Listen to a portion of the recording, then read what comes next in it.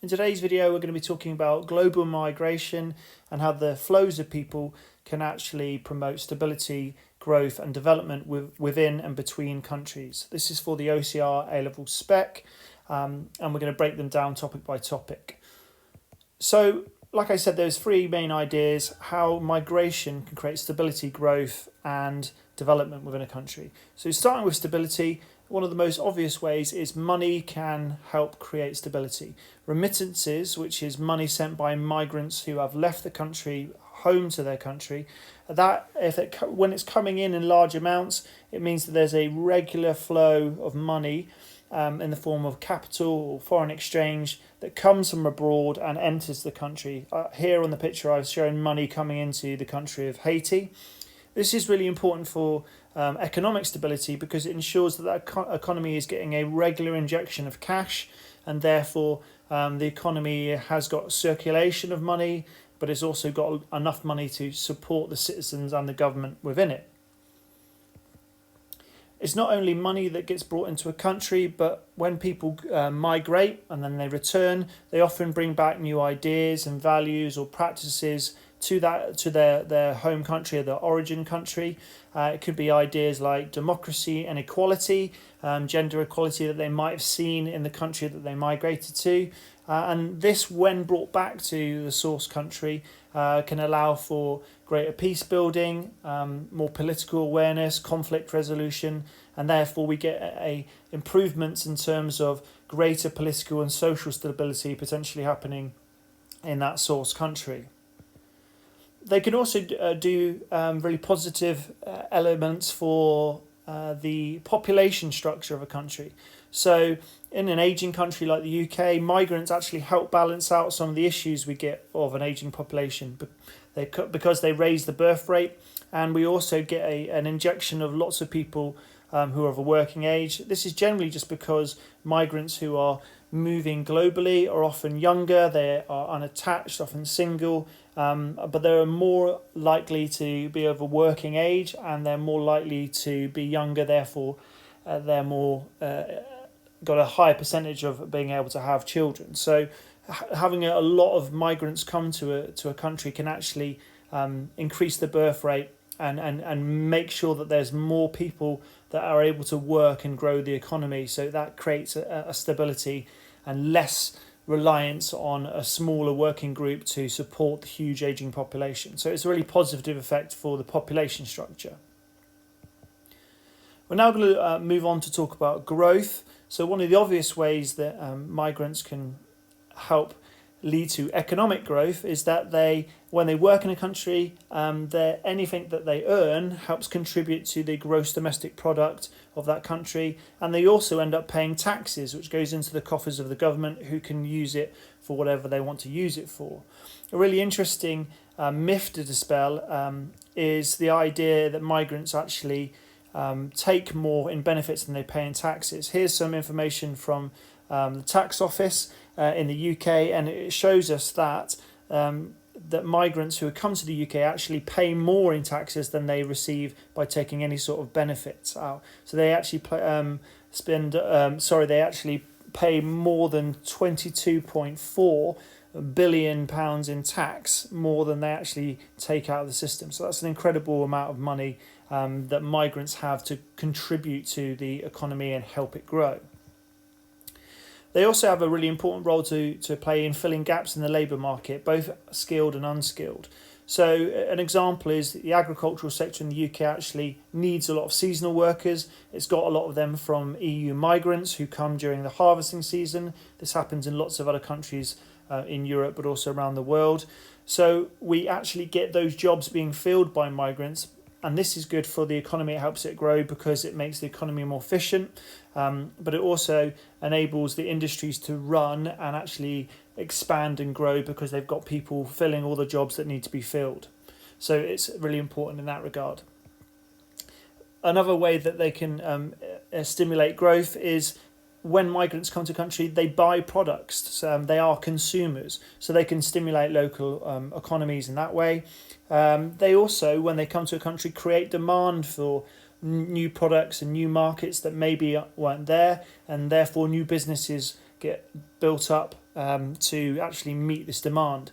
If you've ever been to London, you'll often see lots of Polish supermarkets that have come because of the EU expansion, and that's because Polish people want products from home, and so that those are being met. Similarly, Chinatown, I've shown a picture here, that's partly due to historic connections, but it's also by the fact there's more Chinese migrants in the UK than there was 100 years ago. They want Chinese products, and things like Chinese supermarkets and restaurants have therefore grown up to meet that demand.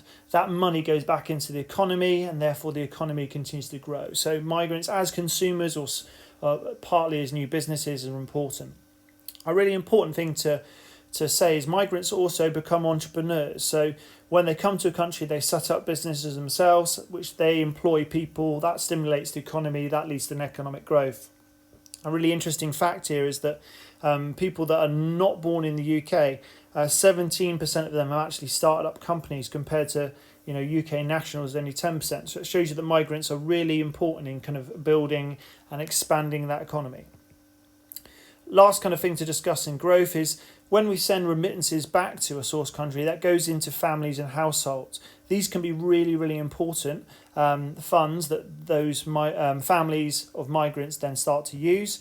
This can lead to a multiplier effect as they start to spend it in the local economy, maybe on improvements in their life, and that therefore impacts the local businesses around them, who start to grow and employ more people because that injection of money has enabled them to do that. An example I've going to use here is some remittances have come back to a family who've decided to spend money improving their house. That could benefit local construction workers who get paid to help improve the house, but or even in a slightly more novel way, if they were buying more furniture, then someone would have to sell them that furniture and build that furniture, and therefore there would have to be demand that would be met there. And so all of that money kind of leads to success for other companies. So remittances in the local economy in source countries are really important in creating that multiplier effect. We're now going to talk about development. So when migrants come home, we've already talked about new ideas, skills that get learned abroad where they've migrated to, but then they can come back and be used in the local economy to help it develop. So an example is they might learn how to run a business properly, some skills that they learn through education in another country. When they bring them back, they can be used to fill gaps in the labour market and also lead to economic success. So we can see economic development due to migrants bringing ideas and skills home. We also get lots of really important connections due to migration. As people go to other countries, they start to make connections because of that, and some people stay there for a long time, and we therefore, when these connections are formed, if they become well established over a long period of time, we get something called diaspora networks. So a diaspora is a group of people that have moved abroad, but they still have connections with their origin country.